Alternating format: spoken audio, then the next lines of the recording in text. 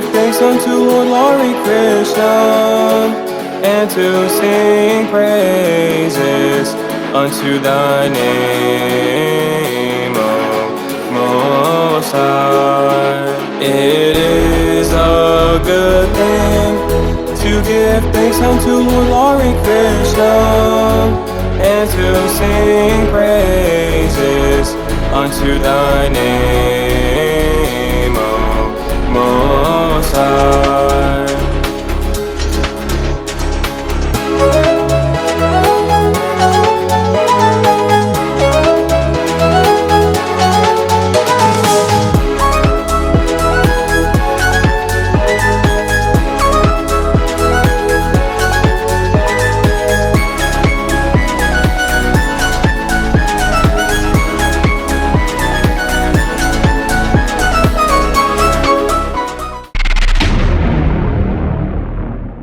ಶ್ರೀಮನ್ನಾರಾಯಣ ಶ್ರೀ ಹರಿಕೃಷ್ಣರು ಅವರೇ ಪರಿಶುದ್ಧರು ಪರಿಶುದ್ಧರು ಪರಿಶುದ್ಧರು ಸರ್ವದಾ ಕಾಲಗಳಲ್ಲಿ ಜೀವಿಸಿದವರು ಸರ್ವೋನ್ನತ ಬಲಿಯ ಪ್ರೀತಿಯಿಂದ ನಮ್ಮನ್ನು ವಿಮೋಚನೆಗೊಳಿಸಿದರು. ಅವರನ್ನು ಸ್ತುತಿಸಿದರೆ ಅವರು ಒಳ್ಳೆಯವರು, ಅವರ ಕೃಪೆ ಶಾಶ್ವತವಾದದು. ತಮಿಳುನಾಡಿನ ತಿರುವೆಳ್ಳಿ ಜಿಲ್ಲೆಯಲ್ಲಿ ನೆಲೆಸಿರುವಂತಹ ಈ ಆಶ್ರಮ 1963ರಲ್ಲಿ ಶ್ರೀ ಲಹರಿ ಕೃಷ್ಣರವರ ಅಭಯ ಹಸ್ತದಲ್ಲೇ ಸ್ಥಾಪಿಸಲ್ಪಟ್ಟಿತ್ತು. ದೇವರು ಒಬ್ಬನೇ ಎಂಬ ತತ್ವವನ್ನ ಎತ್ತಿ ಹಿಡಿದು ಜನರ ಮಧ್ಯೆ ಏಕತೆಯನ್ನ ಬೆಳೆಸಿಕೊಂಡು ಬಂದಂತಹ ಸಂಸ್ಥೆ ಮನುಜ್ಯೋತಿ ಆಶ್ರಮ. ಜನರು ಮರಣರಹಿತ ದೀರ್ಘ ಜೀವನವನ್ನ ಪಡೆದುಕೊಂಡು ಧರ್ಮಯುಗದಲ್ಲಿ ದೀರ್ಘಕಾಲ ಬದುಕಲು ಮಾರ್ಗದರ್ಶನ ನೀಡುವುದೇ ಇದರ ಮುಖ್ಯ ಗುರಿಯಾಗಿದೆ. ಇಲ್ಲಿಗೆ ಬರುವ ಭಕ್ತರಿಗೆ ದೇವರು ಒಬ್ಬನೇ ಎಂಬ ಸತ್ಯವನ್ನ ತಿಳಿಸುತ್ತಾ ಬಂದಿರುತ್ತದೆ. ಹಚ್ಚ ಹಸಿರಿನ ವಾತಾವರಣದಲ್ಲಿ ನೆಲೆಸಿರುವಂತಹ ಈ ಆಶ್ರಮ ಧ್ಯಾನ ಕೇಂದ್ರ, ಉಚಿತ ಪುಸ್ತಕ ಪ್ರಕಟಣೆ, ವಿದ್ಯಾರ್ಥಿ ರಜಾ ಶಿಬಿರ ಇಂಥ ಸೇವಾ ಕಾರ್ಯಕ್ರಮಗಳನ್ನ ನಡೆಸುತ್ತಾ ಬಂದಿರುತ್ತದೆ. ಇಲ್ಲಿ 150 ಮಂದಿ ವಾಸಿಸುತ್ತಿದ್ದಾರೆ. ಇಲ್ಲಿ ವರ್ಷಕ್ಕೊಮ್ಮೆ ನಡೆಯುವ ಉತ್ಸವದಲ್ಲಿ ಬೇರೆ ಬೇರೆ ಭಾಷೆಯ ಜನರು ಸೇರುವುದು ಇಲ್ಲಿಯ ವಿಶೇಷತೆ ಕೂಡ ಹೌದು. ಆಧುನಿಕ ಸಮಾಜದಲ್ಲಿ ಆಧ್ಯಾತ್ಮಿಕ ಜಾಗೃತಿಯನ್ನ ಮೂಡಿಸುವ ಸಲುವಾಗಿ ಇಂದು ಶ್ರೀಮದ್ ಭಗವದ್ಗೀತೆಯ ಗ್ರಂಥ ಬಿಡುಗಡೆ ಕಾರ್ಯಕ್ರಮದ ಶುಭ ಸಂದರ್ಭದಲ್ಲಿ ಇಂದು ನಾವು ಕೂಡ ಪಾಲ್ಗೊಂಡಿದ್ದೇವೆ ಎಂಬುದು ಸಂತೋಷದ ವಿಷಯವೇ ಹೌದು. ವೇದಿಕೆ ಮೇಲೆ ಬರಮಾಡಿಕೊಳ್ಬೇಕಾಗಿ ಶ್ರೀ ಪೌಲ್ ರಾಜ್ ಹಾಗೂ ಜೂಲಿಯಸ್ ಡಾವಿಡ್ ಇವರಲ್ಲಿ ಕೇಳಿಕೊಳ್ತಾ ಇದ್ದಾನೆ. ಹಿಂದಿನ ಸಭಾ ಕಾರ್ಯಕ್ರಮದ ಮುಖ್ಯ ಅತಿಥಿಯಾಗಿ ನಮ್ಮ ಜೊತೆ ಇರುವವರು ಬೆಂಗಳೂರು ಕೆಎಎಸ್ ಕಮರ್ಷಿಯಲ್ ಟ್ಯಾಕ್ಸ್ ಡಿಪಾರ್ಟ್ಮೆಂಟ್ನ ಜೊತೆ ನಿರ್ದೇಶಕರಾಗಿರುವಂಥ ಶ್ರೀ ಸಂಗಮೇಶ ಉಪಾಸೆ, ಬೆಂಗಳೂರು ಜಿಮ್ಖಾನಾ ಕ್ಲಬ್ನ ಅಧ್ಯಕ್ಷರಾಗಿರುವಂಥ ಶ್ರೀ ವೆಂಕಟೇಶಪ್ಪ ಬಿ ಹಾಗೂ ಜಿಮ್ಖಾನಾ ಕ್ಲಬ್ನ ಉಪಾಧ್ಯಕ್ಷರಾಗಿರುವಂಥ ಶ್ರೀ RM ಹರೀಶ್. ದಯವಿಟ್ಟು ವೇದಿಕೆ ಮೇಲೆ ಬರಬೇಕಾಗಿ ಕೇಳಿಕೊಳ್ತಾ ಇದ್ದೇನೆ.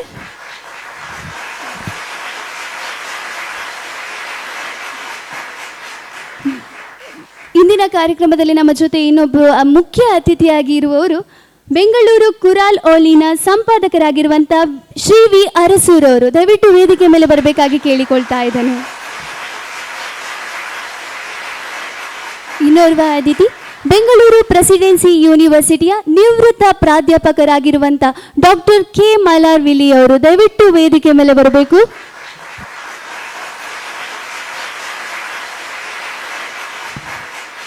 ಬೆಂಗಳೂರು MEC ಪಬ್ಲಿಕ್ ಶಾಲೆಯ ಕನ್ನಡ ಶಿಕ್ಷಕಿಯಾಗಿರುವಂಥ ಶ್ರೀಮತಿ ಶೋಭಾ R ಭಂಡಾರಿ ವೇದಿಕೆ ಮೇಲೆ ಆಸೀನರಾಗಬೇಕಾಗಿ ಕೇಳಿಕೊಳ್ತಾ ಇದ್ದೇನೆ. ಬೆಂಗಳೂರು ಕ್ರಿಸ್ತು ಜಯಂತಿ ಯೂನಿವರ್ಸಿಟಿಯ ಸಹಾಯಕ ಪ್ರಾಧ್ಯಾಪಕರಾಗಿರುವಂಥ ಡಾಕ್ಟರ್ ರವಿಶಂಕರ್ AK ಇವರು ಕೂಡ ವೇದಿಕೆಗೆ ಬರಬೇಕಾಗಿ ಕೇಳಿಕೊಳ್ತಾ ಇದ್ದೇನೆ.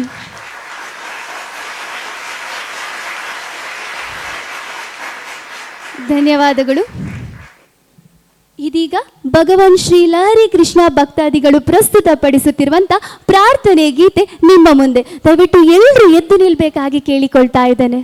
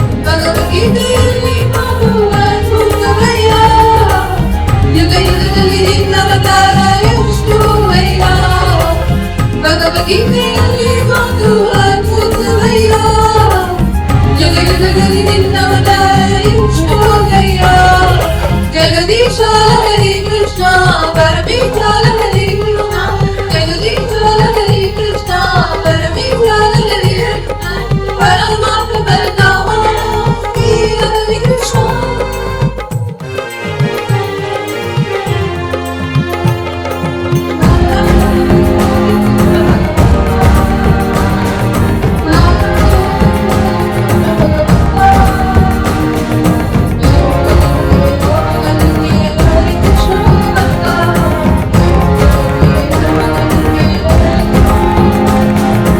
ಹರಿ ಹರಿ ಹರಿ ಹರಿ ಹರಿ ಹರಿ ನಾರಾಯಣ ಹರಿ ಹರಿ ಹರಿ ಹರಿ.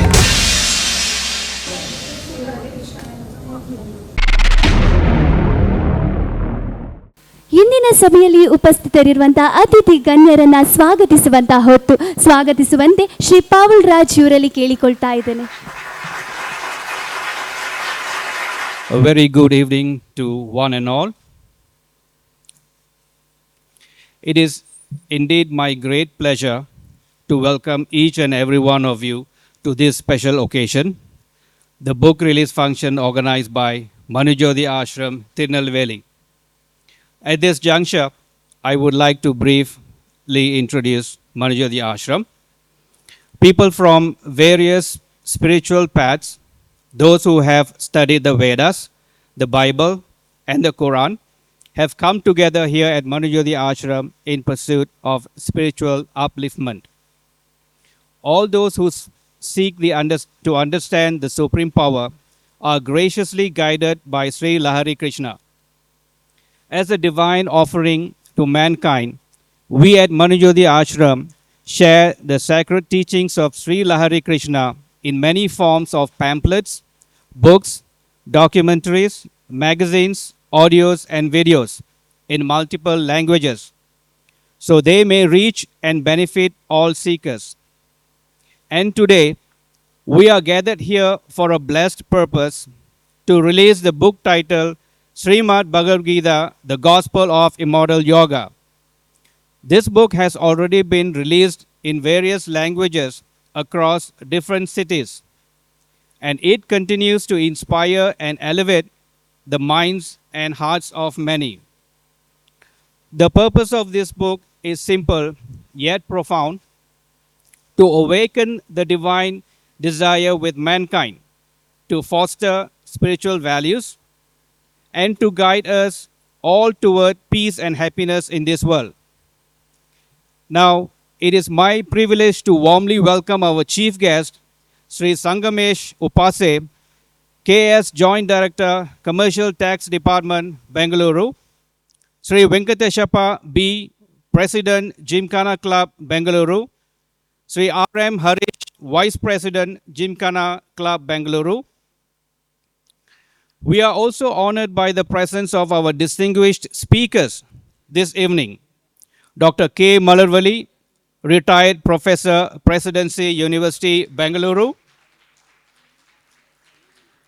S.V. Arasu, former editor, Kuraloli, Bengaluru. Now, for the highlight of this event, the official release of the book Srimad Bhagavad Gita, The Gospel of Immortal Yoga.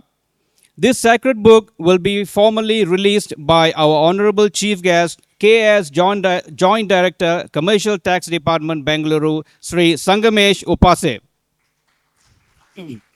So in this special moment, it is only fitting that the first copy of the book be received by Sri Srikant Nagabhushan as a tribute to his late father's contribution, and Sri Ganesh Prasad as well.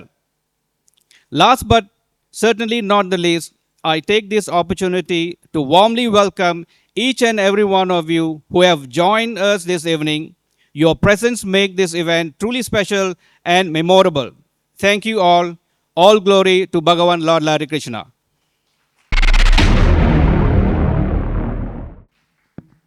ಧನ್ಯವಾದಗಳು sir.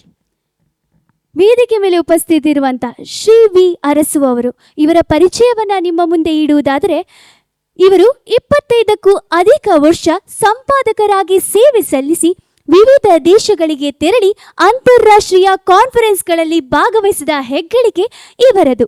ಇದೀಗ ಪುಸ್ತಕದ ಪ್ರಾಮುಖ್ಯತೆಯನ್ನ ನಿಮ್ಮ ಮುಂದೆ ಹಂಚಿಕೊಳ್ಳಲಿದ್ದಾರೆ Bengaluru ಕುರಾಲ್ ಓಲಿನ ಸಂಪಾದಕರಾಗಿರುವಂತ Shri V ಅರಸೂರವರು.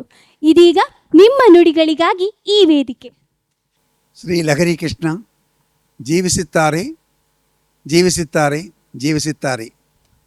ಎಲ್ಲರಿಗೂ ನಮಸ್ಕಾರ ಮತ್ತು ಶುಭಾಶಯಗಳು. ಈ ಸಮಾರಂಭಕ್ಕೆ ಬಂದಿರುವ ಎಲ್ಲರಿಗೂ ಮತ್ತು ವೇದಿಕೆಯಲ್ಲಿ ಇರುವ ವಿದ್ವಾನ್ಗಳಿಗೆ ನನ್ನ ವಂದನೆಗಳು. ಶ್ರೀ ದೇವಾಸಿ ಇಮ್ಯಾನ್ಯುಯಲ್ ಅವರು ಇವತ್ತು ಈ ಸಮಾವೇಶದಲ್ಲಿ ಬಿಡುಗಡೆ ಮಾಡುವ ಪುಸ್ತಕದ ನಾಯಕ ಶ್ರೀ ದೇವಾಸಿರವರ ಬಗ್ಗೆ ನಾವು ಎಲ್ಲರೂ ಸ್ವಲ್ಪ ತಿಳಿದುಕೊಳ್ಳಲು ಕೆಲವು ಮಾತು. ಅವರು ಓದಿದ್ದು ಪಶುವೈದ್ಯ, ಆದರೇನು ದೇವರ ಸೇವೆಯನ್ನು ಸಮಾಜ ಸೇವೆಯಾಗಿಕೊಂಡು ತಮ್ಮ ಬಾಳಿನನ್ನು ತೊಡಗಿಸಿದರು. ಈ ದೇವರ ಸೇವೆಗೋಸ್ಕರ ಶ್ರೀ ಲಹರಿ ಕೃಷ್ಣ ಅವರು ಶ್ರೀ ದೇವಾಸೀರ್ ಅವರ ತಂದೆಯಾಗಿದ್ದು ಇಲ್ಲಿ ಸೇರಿರುವ ಎಲ್ಲರಿಗೂ ದೇವರು. ಆ ದೇವರು ಹೇಳಿದ್ದ ವೇದಗಳನ್ನು ಅನೇಕ ಪುಸ್ತಕಗಳನ್ನು ಓದಿ ಸಂಭಾಷಣೆಯನ್ನು ಮಾಡಿದರು. ಆ ಸಂಭಾಷಣೆಗಳನ್ನು ಎಲ್ಲರೂ ಅರ್ಥ ಮಾಡಿಕೊಂಡು ತಮ್ಮ ಬಾಳನ್ನು ಸಂತೋಷವಾಗಿಯೂ ಮತ್ತು ಅರ್ಥವಾಗಿಯೂ ಮಾಡಿಕೊಳ್ಳಲು ತಮಿಳು ಭಾಷೆಯಲ್ಲಿ ಹಲವಾರು ಪುಸ್ತಕಗಳನ್ನು ಬರೆದರು. ಈ ಪ್ಲೀಕೆ ಜನವೆಲ್ಲರೂ ಸುಲಭವಾಗಿ ಅರ್ಥ ಮಾಡಿಕೊಳ್ಳಲು 18 ಅಧ್ಯಾಯ ಇರುವ ಭಗವದ್ಗೀತೆ ಸಾರಾಂಶವನ್ನು ಬರೆದು ಹಲವಾರು ಭಾಷೆಗಳಲ್ಲಿ ಪ್ರಕಟಣೆ ಮಾಡಿರುತ್ತಾರೆ. ಹಿಂದೂ ಮತದವರು, ಕ್ರಿಸ್ತು ಮತದವರು, ಇಸ್ಲಾಂ ಮತದವರು ಎಲ್ಲರೂ ತಮ್ಮ ವೇದಗಳು ಬೇರೆ ಬೇರೆಯಾಗಿ ಇದ್ದರೂ ಒಂದೇ ಕುಲ ಒಂದೇ ದೇವರು ಎಂಬುದೇ ಎಲ್ಲರಿಗೂ ವೇದ. ಹಾಗೂ ಅನೇಕ ಆಧ್ಯಾತ್ಮಿಕದ ಪ್ರಚನವನ್ನು ಸರಳ ಭಾಷೆಯಲ್ಲಿ ದೇವರ ಬಗ್ಗೆ ಎಲ್ಲರಿಗೂ ಪುಸ್ತಕಗಳನ್ನು ಬರೆದಿದ್ದಾರೆ. ಎಲ್ಲರಲ್ಲೂ ಬಹು ಸರಳವಾಗಿ ಬೆರೆಯುವರು ಶ್ರೀ ದೇವಾಸಿರವರು. America, Germany, France, Belgium, Denmark, Austria, Sweden, Burma, Malaysia, Singapore, Canada, Hawaii ಇನ್ನೂ ಹಲವು ವಿದೇಶಗಳಲ್ಲಿ ಪ್ರಯಾಣ ಮಾಡಿ ಅಲ್ಲಿ ಸ್ನೇಹಿತರ ಪರಿಚಯ ಇಟ್ಟು ಅವರೆಲ್ಲರಿಗೂ ಶ್ರೀ ಲಹರಿ ಕೃಷ್ಣ ವೇದಗಳನ್ನು ತಿಳಿಸಿ ಬಂದರು. ಒಂದೇ ಕುಲ ಒಂದೇ ದೇವರು ಎಂಬ ವೇದವನ್ನು ತಮ್ಮ ಬಾಳಲ್ಲಿ ಸ್ವೀಕರಿಸಿದ್ದರು. ಈ ದಿನ ನಮ್ಮ ಮನಜ್ಯೋತಿ ಆಶ್ರಮದಿಂದ ಇದೇ ಬೆಂಗಳೂರಿನಲ್ಲಿ ಮತ್ತೊಂದು ಇತಿಹಾಸದ ಸಮಾರಂಭ. ಹೌದು, ಇವತ್ತು ಇತಿಹಾಸಗಳಲ್ಲಿ ಮಹಾಭಾರತ ನಮ್ಮ ಎಲ್ಲರೂ ಜೀವನದಲ್ಲಿ ಮರೆಯಲಾದ ಇತಿಹಾಸ. ಈ ಇತಿಹಾಸವನ್ನು ನಾವೆಲ್ಲರೂ ನಮ್ಮ ಜೀವನದಲ್ಲಿ ಮರೆಯಬಾರದು ಎಂದ ಒಂದು ಭಾವನದಲ್ಲಿ ನಮ್ಮ ಎಲ್ಲರೂ ಕೈಯಲ್ಲಿ ಈ ಇತಿಹಾಸ ಪುಸ್ತಕ ಇರಬೇಕು ಎಂದು ಈ ಕೈಪಿಡಿ ಪುಸ್ತಕ ಶ್ರೀಮದ್ ಭಗವದ್ಗೀತೆ ಅವಿನಾಶಿ ಯುಗದ ಸತ್ಸಂಗತಿಯನ್ನು ಬಿಡುಗಡೆಯಾಗುವುದು ಎಂಬುದು ನಮ್ಮೆಲ್ಲರಿಗೂ ಒಂದು ಸಂತೋಷ ಸಮಾಚಾರ. ಮಹಾಭಾರತ ಬಗ್ಗೆ ಒಂದು ಮಾತು. ಭಗವದ್ಗೀತೆಯು ಮಹಾಭಾರತ ಎಂಬ ಸಂಸ್ಕೃತಿಯ ಮಹಾಕಾವ್ಯದ ಒಂದು ಭಾಗವಾಗಿರುವ ಪ್ರಾಚೀನ ಹಿಂದೂ ಶಾಸ್ತ್ರವಾಗಿದೆ. ಇದರಲ್ಲಿ ಅರ್ಜುನ ಮತ್ತು ವಿಷ್ಣುವಿನ ಅವತಾರವನ್ನು ಶ್ರೀಕೃಷ್ಣರ ನಡುವೆ ನಡೆಯುವ ಸಂಭಾಷಣೆಯನ್ನು ಹೊಂದಿದೆ. ಕುರುಕ್ಷೇತ್ರ ಸಮಯದಲ್ಲಿ ಸಮರ ಭೂಮಿಯಲ್ಲಿ ಶ್ರೀಕೃಷ್ಣರು ಅರ್ಜುನನಿಗೆ ಕರ್ಮಯೋಗ ಎಂಬ ತತ್ವವನ್ನು ಬೋಧಿಸುತ್ತಾರೆ. ಅಂದರೆ ಫಲ ಅಪೇಕ್ಷೆಯಲ್ಲದೆ ಒಬ್ಬರ ಕರ್ತವ್ಯಗಳನ್ನು ನೆರವೇರಿಸಲಾಗುವುದು. ಈ ಗ್ರಂಥವು ಭಕ್ತಿ ಯೋಗ, ಭಕ್ತಿ ಮಾರ್ಗ ಮೊದಲಾದ ಇತರ ಆಧ್ಯಾತ್ಮಿಕ ಮಾರ್ಗಗಳನ್ನು ಸಹ ಪರಿಶೀಲಿಸುತ್ತದೆ. ಆತ್ಮಜ್ಞಾನ, ಆತ್ಮಸ್ವರೂಪ ಮತ್ತು ಜೀವನ ಅರ್ಥ ಕುರಿತು ಕಾಲಾತೀತ ಜ್ಞಾನವನ್ನು ಇದು ನೀಡುತ್ತದೆ. ಇಂತಹ ಬಹು ಮುಖ್ಯವಾದ ಕೈಪಿಡಿ ಪುಸ್ತಕವನ್ನು ಈ ಸಮಾರಂಭದಲ್ಲಿ ಬಿಡುಗಡೆಯಾವುದು ನಮ್ಮೆಲ್ಲರಿಗೂ ಸಂತೋಷ ತರುವ ಸುದ್ದಿ. ಇದೇ ಥರ ಬರುವ ಭಾನುವಾರ ಅಂದರೆ ಅಕ್ಟೋಬರ್ ತಿಂಗಳು 5ನೇ ತಾರೀಕು ಆವತ್ತು ನಮ್ಮ ಭಾರತ ದೇಶದಲ್ಲಿ ಇರುವ ತಮಿಳುನಾಡು, ಆಂಧ್ರ, ತೆಲಂಗಾಣ, ನವದೆಹಲಿ ಹಾಗೂ ಹಲವಾರು ರಾಜ್ಯದಲ್ಲಿ ಹಲವಾರು ಪುಸ್ತಕಗಳನ್ನು ಬಿಡುಗಡೆ ಮಾಡೋಕ್ಕೆ ಈ ಮನಜ್ಯೋತಿ ಆಶ್ರಮ ಮುಖ್ಯಮಂತ್ರಿಯಾದ ಶ್ರೀ ಉಪಾಸ್ ಲಾರಿ ಮತ್ತು ಲಿಯೋಸ್ ಪಾಲ್ ಲಾರಿ ಅವರುಗಳು ತೀರ್ಮಾನ ಮಾಡಿರುತ್ತಾರೆ. ಅವರಿಗೂ ನಮ್ಮ ಶುಭಾಶಯಗಳು. ಇವತ್ತು ಇಲ್ಲಿ ಬಿಡುಗಡೆ ಮಾಡುವ ಈ ಪುಸ್ತಕ ನಮ್ಮೆಲ್ಲರಿಗೂ ಸಂತೋಷ ತರಲಿ, ನಮ್ಮ ಬಾಳನ್ನು ಬೆಳಗಿಸಲಿ. ನಮಸ್ಕಾರ. ಪುಸ್ತಕದ ಪ್ರಾಮುಖ್ಯತೆಯನ್ನು ತಿಳಿಸಿಕೊಟ್ಟ ನಿಮಗೆ ಧನ್ಯವಾದಗಳು ಸರ್. ಇದೀಗ ಇನ್ನೋರ್ವ ಅತಿಥಿಯಾಗಿ ನಮ್ಮ ಜೊತೆ ಇರುವವರು ಡಾಕ್ಟರ್ ರವಿಶಂಕರ್ ಎಕೆ. ಇವರು ಸಮಾಜ ವಿಜ್ಞಾನ ಮತ್ತು ಭಾಷೆಗಳ ವಿಭಾಗದ ಕನ್ನಡ ಸಹಾಯಕ ಪ್ರಾಧ್ಯಾಪಕರಾಗಿ ಕ್ರಿಸ್ತೋ ಜಯಂತಿ ಯೂನಿವರ್ಸಿಟಿ ಬೆಂಗಳೂರಿನಲ್ಲಿ ಕಾರ್ಯನಿರ್ವಹಿಸುತ್ತಿದ್ದಾರೆ. ISBN ಜೊತೆಗೆ ಪುಸ್ತಕ ಬಿಡುಗಡೆ ಮಾಡಿ 2023 ಮುದ್ದಣ್ಣ ಎಂಬ ಸಾಹಿತ್ಯ ಸೌರಭ ಕಾರ್ಯದ ಸಂಪಾದಕರಾಗಿ ಕೂಡ ಕಾರ್ಯನಿರ್ವಹಿಸಿದ್ದಾರೆ.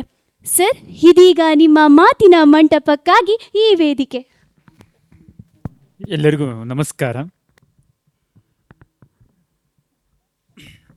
ನಮ್ಮ ವೇದಗಳಲ್ಲಿ ಒಂದು ಮಾತು ಬರುತ್ತೆ,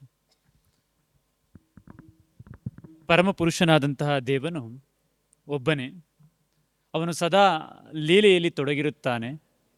ಅದು ಯಾವ ಭಕ್ತನು ಶುದ್ಧನಾಗಿರುತ್ತಾನೋ ಆ ಭಕ್ತರ ನಡುವೆ ಲೀಲೆಯಲ್ಲಿ ತೊಡಗಿರುತ್ತಾನೆ ಅಂತ ಪುರುಷ ಬೋಧಿನಿ ಸೂಕ್ತದಲ್ಲಿ ಕಂಡುಬರುತ್ತಿದೆ. ನನಗೆ ಮನುಜ್ಯೋತಿ ಆಶ್ರಮ ಕುರಿತಾಗಲಿ ಅಥವಾ ಲಹರಿ ಕೃಷ್ಣ ಆ ಪರಮ ಪುರುಷರ ಕುರಿತಾಗಲಿ ಏನು ವಿಚಾರ ಗೊತ್ತಿರಲಿಲ್ಲ. ಈ ವಿಚಾರ ಗೊತ್ತಾದ ಮೇಲೆ ಸುಮ್ಮನೆ ಇದನ್ನ ನೋಡ್ತಾ ಹೋದಾಗ ನಮ್ಮ ಜಗತ್ತಿನ ಎಲ್ಲ ಧರ್ಮಗಳಲ್ಲಿಯೂ ಕೂಡ ಇಂಥದ್ದೇ ಒಂದು ಆಲೋಚನೆಯನ್ನು ಮಾಡಿದ್ದಾರೆ. ಆಲೋಚನೆಗಳು ಆಯಾ ಧರ್ಮಕ್ಕೆ ಉಳಿಯುತ್ತಾ ಹೋಗುತ್ತವೆ. ಆದರೆ ಎಲ್ಲ ಆಲೋಚನೆಗಳನ್ನು ಏಕಮೇವವಾಗಿ ಒಂದೇ ದೇವರೆಂದು ಆಲೋಚನೆ ಮಾಡುವ ಒಂದು ಹೊಸ ಆಲೋಚನೆಯನ್ನು ಕಟ್ಟಿದ್ರಲ್ಲ, ಅದು ಅತ್ಯಂತ ಖುಷಿ ಕೊಟ್ಟಿತು. ನಿಮಗೆಲ್ಲ ಗೊತ್ತಿರಬಹುದು ವಿನೋಬಾ ಭಾವೆ ಅಂತ, ಕನ್ನಡವನ್ನು ವಿಶ್ವಲಿಪಿಗಳ ರಾಣಿ ಅಂತ ಕರೆದಂಥವರು. ಅವರು ಭಗವದ್ಗೀತೆಯನ್ನು ನನ್ನ ಜೀವದ ಉಸಿರು ಅಂತ ಕರೀತಾರೆ. ಜೊತೆಗೆ ಮರಾಠಿ ಭಾಷೆಗೆ ಅನುವಾದ ಮಾಡ್ತಾರೆ. ಯಾಕೆ ವಿಚಾರವನ್ನು ಹೇಳ್ತಾ ಇದ್ದೇನೆ ಅಂದರೆ, ಕನ್ನಡ ಭಾಷೆಯನ್ನು, ಅದು ಕನ್ನಡ ಭಾಷೆಯಲ್ಲಿ ಶ್ರೀಮದ್ ಭಗವದ್ಗೀತೆಯನ್ನು ಒಂದು ವಿಶ್ವಾತ್ಮಕವಾಗಿ ಎಲ್ಲ ಧರ್ಮಗಳ ಒಳನೋಟವಾಗಿ ಕಾಣ್ತಾ ಇರುವ ಕೃತಿ ಅಂತ ನಾನು ಭಾವಿಸಿದ್ದೇನೆ.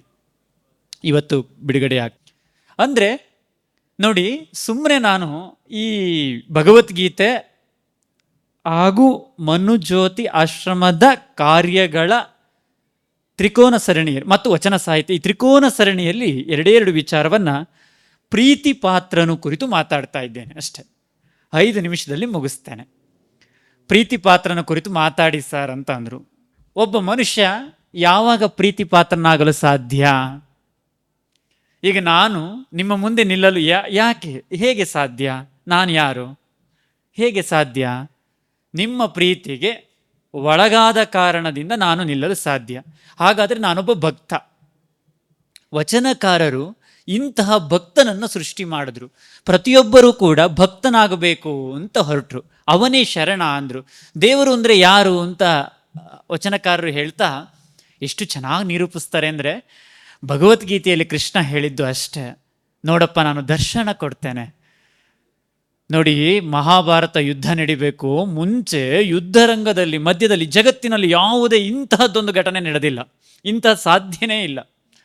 ಕ್ರಿಸ್ತಪೂರ್ವ 3ನೇ ಶತಮಾನದಲ್ಲಿ ಸೃಷ್ಟಿಯಾದಂತಹ ಮಹಾಭಾರತ ಇವತ್ತಿಗೂ ಹಲವಾರು ಧರ್ಮಗಳಲ್ಲಿ ಓದಿಸ್ಕೊಳ್ತಾ ಇದೆ ಅಂದರೆ ಅದೊಂದು ವಿಶೇಷ ಘಟನೆ ಅನ್ನೋ ಒಂದು ಕಾರಣಕ್ಕಷ್ಟೇ, ಬೇರೆನೇನು ಕಾರಣಕ್ಕಲ್ಲ. ಯುದ್ಧ ರಂಗದಲ್ಲಿ ಯುದ್ಧ ಮಾಡೋ ಸಂದರ್ಭದಲ್ಲಿ ಕೃಷ್ಣ ನಿಂತು ಒಬ್ಬ ಭಕ್ತನಿಗೆ, ದೇವರಾದಂತಹವನು ಭಕ್ತನಿಗೆ ಬೋಧನೆ ಕೊಡ್ತಾನೆ ಅಂದರೆ ಅದು ತಮಾಷೆ ಅಲ್ವೇ ಅಲ್ಲ. ಇದನ್ನ ನಾನು ಭಾಗವಾಗಿ ಇಟ್ಕೊಂಡು 12ನೇ ಶತಮಾನದಲ್ಲಿ ವಚನಕಾರರು ಎಷ್ಟು ಚೆನ್ನಾಗಿ ನಿರೂಪಿಸ್ತಾರೆ ನೋಡಿ. ಆತ್ಮವೇ ದೇವರು, ಮನಸ್ಸೇ ದೇವರು. ನೋಡಿ, ಅವರು ಲಿಂಗ ಪೂಜೆ ಅಂತ ಮಾಡ್ಕೊತಾರೆ, ಶರಣರು ಲಿಂಗ ಪೂಜೆ ಅಂತ. ಅದನ್ನು ತುಂಬ ಚೆನ್ನಾಗಿ ಸಿಂಪಲಾಗಿ ಅರ್ಥ ಮಾಡಿಕೊಂಡ್ರೆ, ಇಲ್ಲಿಗೆ ಎದೆಯ ಭಾಗಕ್ಕೆ ಕೈಯನ್ನು ಇಟ್ಕೊಂಡು ಇಲ್ಲಿ ಲಿಂಗವನ್ನು, ಅಂದರೆ ಲಿಂಗ ಅಂದರೆ ಒಂದು ಕಪ್ಪು ಕಲ್ಲು, ವೃತ್ತಾಕಾರದ ಕಲ್ಲು, ಆಕಾರವೇ ಇಲ್ಲ, ನಿರಾಕಾರ ಸ್ವರೂಪಿ. ದೇವರು ಎಂದರೆ ನಿರಾಕಾರ ಸ್ವರೂಪಿ. ಅವನಿಗೆ ಈ ಥರ ಆಕಾರ ಇಲ್ಲ. ಯಾರು ಯಾವ ಆಕಾರವನ್ನಾದರೂ ಕೊಟ್ಕೊಬಹುದು, ಹೇಗಾದರೂ ಪೂಜಿಸಬಹುದು. ಅಂತ ನಿರಾಕಾರ ಸ್ವರೂಪಿಯನ್ನು ಆತ್ಮಕ್ಕೆ ನೇರವಾಗಿ ಇಟ್ಕೊಂಡು ಧ್ಯಾನ ಮಾಡುವುದನ್ನು ಲಿಂಗ ಪೂಜೆ ಅಂದರು. ಎಲ್ಲ ಧರ್ಮದಲ್ಲಿ ಇದೆ ತಾನೇ. ಜೀಸಸ್ ತಗೊಳ್ಳಿ, ಮುಸ್ಲಿಂ ಈ ಕುರಾನ್ನಲ್ಲಿ ಹಿಂದೂ ಧರ್ಮದ 1000 ದೇವರುಗಳಲ್ಲಿ ಎಲ್ಲ ಇದೆ ತಾನೇ. ಎದೆಯ ಭಾಗಕ್ಕೆ ನಮ್ಮ ಕೈಗಳನ್ನು ಜೋಡಿಸಿ ಅಂತರಾತ್ಮಗೊಳಿಸಿಕೊಳ್ಳುವಂಥದ್ದೇ ತಾನೇ. ಬೇರಿನ್ನೇನಿದೆ? ಬೇರಿನ್ನೇನು ಇರೋದಕ್ಕೆ ಸಾಧ್ಯನೇ ಇಲ್ಲ. ಯಾರು ಅಂತರಾತ್ಮಕ್ಕೆ ತಲೆಬಾಗ್ತಾನೋ ಅವನು ಪ್ರೀತಿ ಪಾತ್ರನು, ಬೇರಿನ್ನೇನು ಇಲ್ಲ ಅಂತ ನಾನು ಭಾವಿಸಿದ್ದೇನೆ. ನಾನು ಯಾವಾಗಲೂ ನನ್ನ ವಿದ್ಯಾರ್ಥಿಗಳಿಗೆ ಹೇಳ್ತಾ ಇರ್ತೇನೆ, ನಾನು ಐ ಡೋಂಟ್ ನೋ, ಮುಂದೆ ಗೊತ್ತಿಲ್ಲ, ಸದ್ಯ ನಿರಾಶಾಭಾವಿ ಮತ್ತು ಅವಿನಾಶಿ, ವಿನಾಶ ಹೊಂದದೇ ಇರುವ ಕಡೆ ಆಲೋಚನೆ ಮಾಡ್ತಾ ಇರೋನು ಅಷ್ಟೇ. ನನ್ನದು ಅಂತ ಏನೂ ಇಲ್ಲ ಈ ಜಗತ್ತಿನಲ್ಲಿ.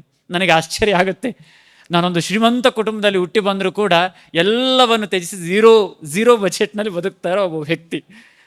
ನಮ್ಮ ಮನೆಯವ್ರು ಹೇಳ್ತಾರೆ, ಅಂದರೆ ಬಜೆಟ್ ಅಂದರೆ ಹಣ ದೃಷ್ಟಿಯಿಂದ ನಾನು ಹೇಳ್ತಾ ಇಲ್ಲ, ಅಂದರೆ ನನಗೆ ಯಾವುದು ಈ ಜಗತ್ತಿನಲ್ಲಿ ಅಂಟಿಕೊಳ್ಳದೆ ಬದುಕ್ತಾ ಇರೋವಂಥ ವ್ಯಕ್ತಿ.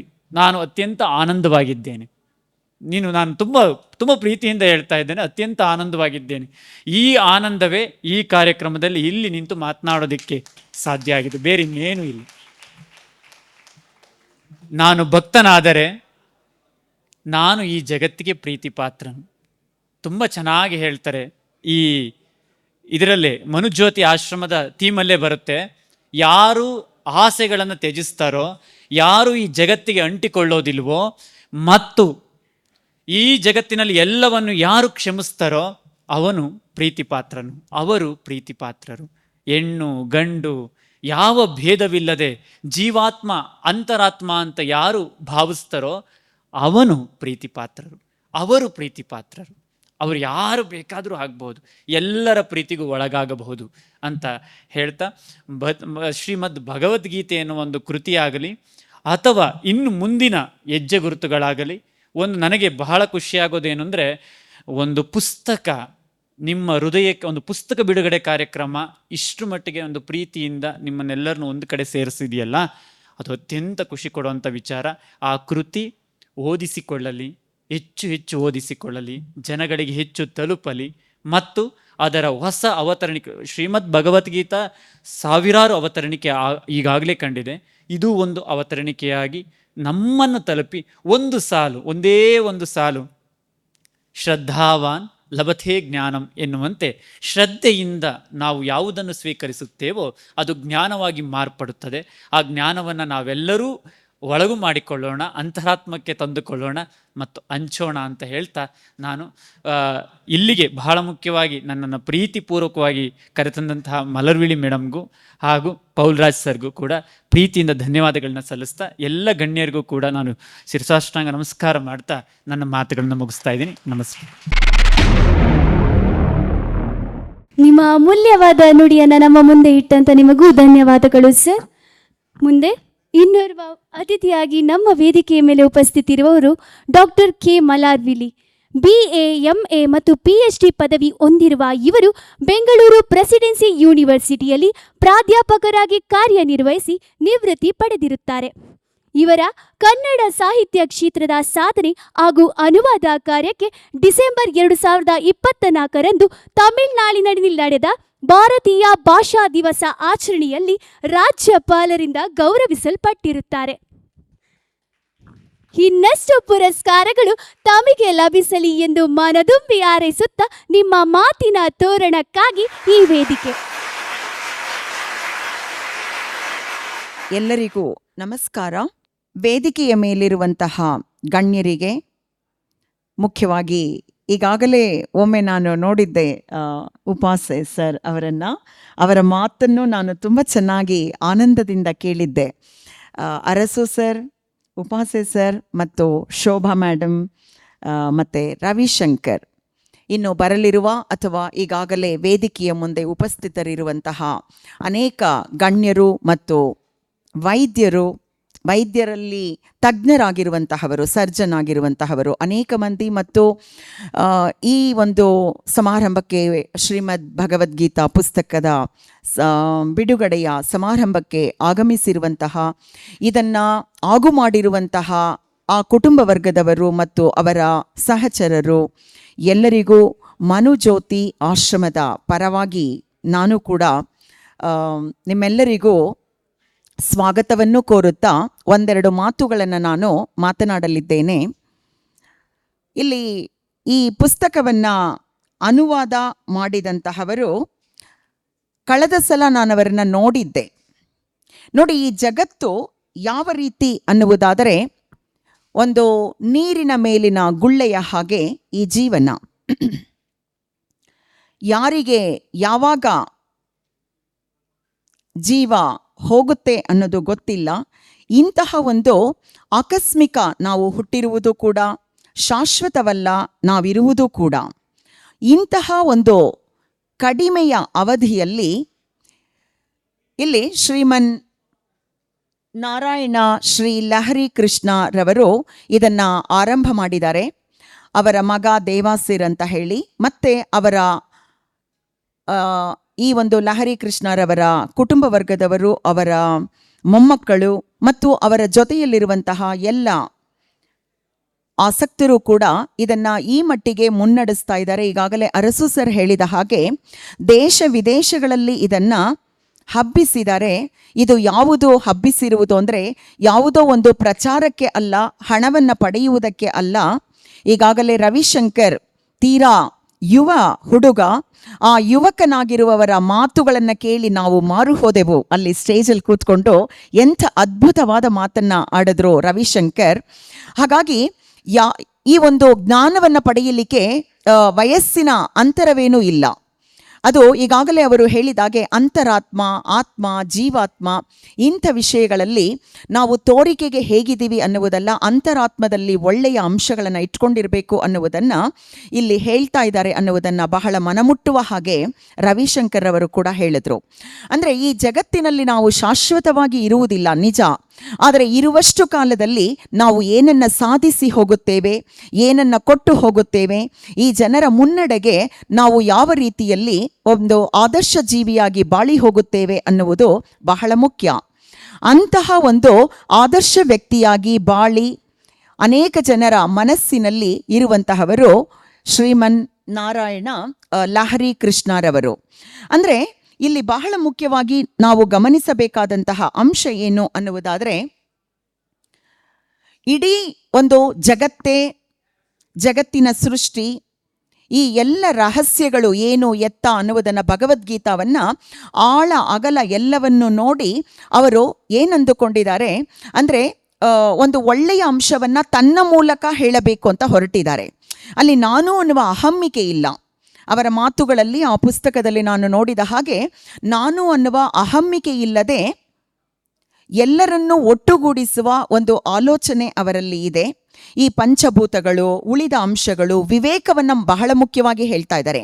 ಕೇವಲ ಪಂಚಭೂತಗಳು ಮಾತ್ರವೇ ಅಲ್ಲ, ವಿವೇಕವೂ ನಮ್ಮಲ್ಲಿ ಇರಬೇಕು ಅನ್ನುವುದನ್ನು ಎಚ್ಚರಿಕೆಯಿಂದ ಹೇಳ್ತಾ ಇದ್ದಾರೆ. ಮತ್ತು ಮನುಷ್ಯರಿಗೆ ಬೆಲೆಯನ್ನು ಕೊಡಬೇಕು, ಇಂತಹ ಅಂಶಗಳನ್ನು ಬಹಳ ಮುಖ್ಯವಾಗಿ ಹೇಳ್ತಾ ಇದ್ದಾರೆ. ಈ ಮನುಕುಲ ಎನ್ನುವುದು ಎಲ್ಲರೂ ಕೂಡ ಸಾಕಷ್ಟು ನೋವುಗಳು, ದುಃಖ, ಈ ರೀತಿ ವ್ಯಥೆ ಇವುಗಳಲ್ಲಿಯೇ ಇರ್ತಾರೆ. ಯಾರೊಬ್ಬರೂ ಅಷ್ಟೊಂದು ಸಂತೋಷವಾಗಿ ಜೀವನವನ್ನು ನಡೆಸುವುದಿಲ್ಲ.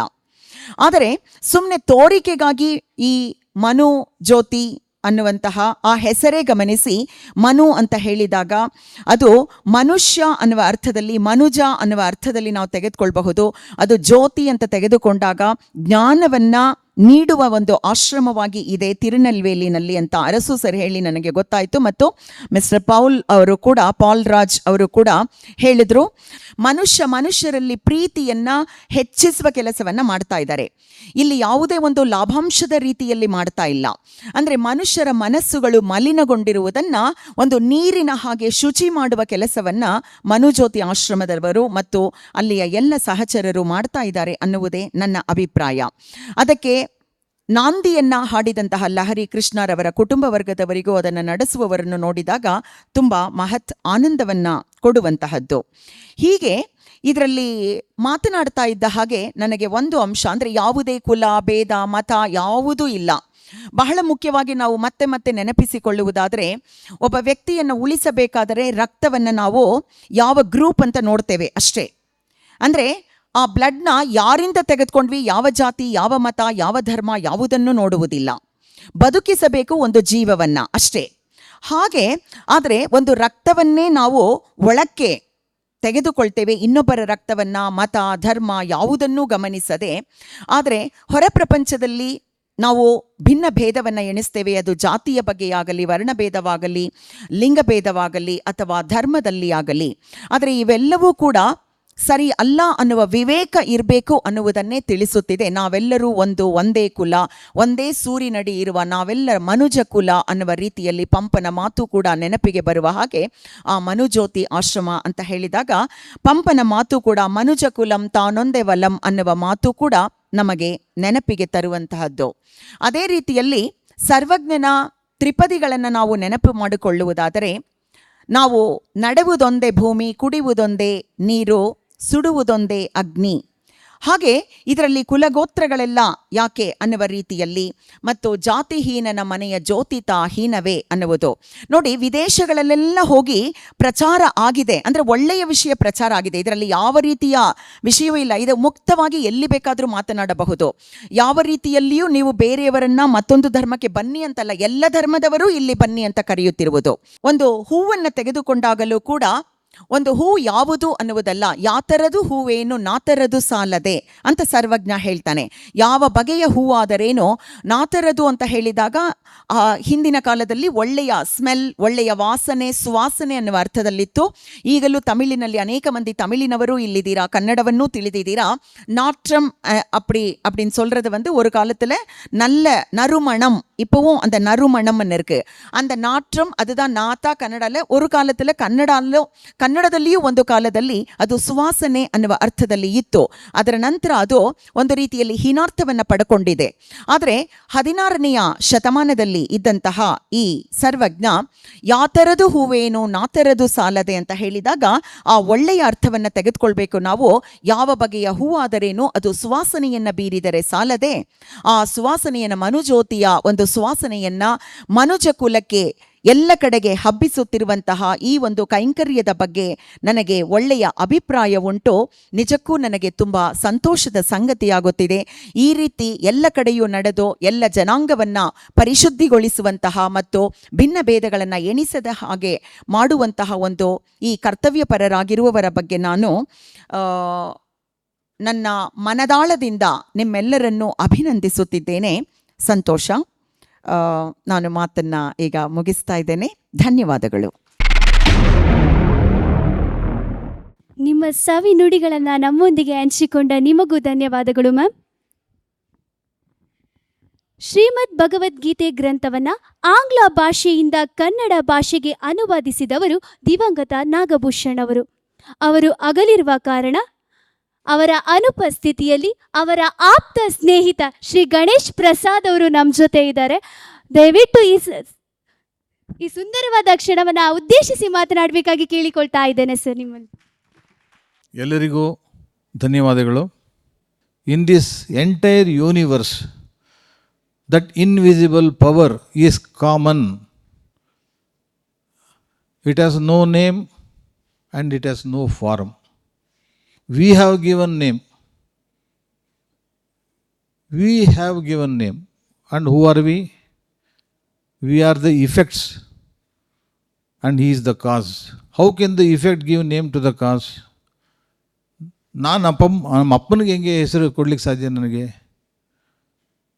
So god is the origin of everything. ಈಶಾವಾಸ್ಯಂ ಇದಂ ಸರ್ವಂ. ಈ ಎಲ್ಲವೂ ಅವನಿಂದ ತುಂಬ ಹೋಗಿದೆ. Enveloped by that lord. ಗೀತೆಯಲ್ಲೂ ಅದನ್ನೇ ಹೇಳ್ತಾನೆ, ಈಶ್ವರ ಸರ್ವಭೂತಾನಾಂ ಹೃದ್ದೇಶೇ ಅರ್ಜುನ ತಿಷ್ಠತಿ. ಎಲ್ಲ ಹೃದಯಗಳಲ್ಲೂ ನಾನು ಇದ್ದೀನಿ ಅಂತಾನೆ. ಗೀತೆನಲ್ಲಿ ನೋಡಿ, ಸರ್ವೋಪನಿಷದೋ ಗಾವೋ, ಎಲ್ಲ ಉಪನಿಷತ್ತುಗಳ ಸಾರವೇ ಗೀತೆ. ದೋಗ್ಧ ಗೋಪಾಲನಂದನ, lord Krishna is the milk man, ಅವನೇ ಕರೀತಾ ಇದ್ದಾನೆ. ಪಾರ್ಥೋ ವತ್ಸಃ, ಅರ್ಜುನ ಒಂದು ಕರು. ಹಾಲು ಕರಿಕ್ಕೆ ಮುಂಚೆ ಕರು ಬಿಡ್ತಾರೆ, ಯಾಕೆ? ಆ ಕೆಚ್ಚಲಿನಲ್ಲಿ ಹಾಲು ಬರಲಿ ಅಂತ. ಅವನೊಂದು ನಿಮಿತ್ತ. ಸುಧೀರ್ ಭೋಕ್ತ, ನಮ್ಮಂಥವರು ಅದನ್ನು ಕುಡಿತೀವಿ. ಯಾರಿಗೆ ಇಂಟ್ರೆಸ್ಟ್ ಇದೆಯೋ ಅವ್ರು ಕುಡಿತೀವಿ. ಆ್ಯಂಡ್ ಆ ಹಾಲು ಯಾವುದೋ? ದುಗ್ಧಂ ಗೀತಾಮೃತಂ ಮಹತ್, ಅದು ಗೀತೆಯ ಅಮೃತ. ವಾಟ್ ಈಸ್ ಅಮೃತ? ಅದು ಯಾವ ವರ್ಡ್ ಯೂಸ್ ಮಾಡಿದಾರಲ್ಲಿ? ಅವಿನಾಶಿ ಯೋಗ. ಅಮೃತ ಅಂದರೆ ಎಲಿಕ್ಸೇರ್, ನೆಕ್ಟರ್ ಅಂದ್ರೇನು? That which makes you immortal. ಈಗೆಲ್ಲ ನಾವೆಲ್ಲ ಯಾರೋ ಮಾರ್ಟಲ್ಸ್. ಮಾರ್ಟಲ್ಸ್ ಅಂದ್ರೇನೋ ಇವತ್ತಿದ್ದು ನಾಳೆ ಹೋಗ್ತಾರೆ, ನಮಗೆ ಶಾಶ್ವತವಾಗಿ ಆಗೋದಿಲ್ಲ. ಮೇಡಮ್ ಅದೇ ಹೇಳ್ತಾಯಿದ್ರು, ನೀರಿನ ಗುಳ್ಳೆ ರೀತಿ. ಕಠೋಪನಿಷತ್ತಲ್ಲಿ ನಚಿಕೇತನು ಯಮನ ಮುಂದೆ ನಿಂತಿದ್ದಾಗ ಯಮ ಹೇಳ್ತಾನೆ, ಸಸ್ಯಮಿವ ಮರ್ತ್ಯ ಪಚ್ಯತೆ ಸಸ್ಯಮಿವ ಆಜಾಯತೆ ಪುನಃ. We are all born like the roadside gross.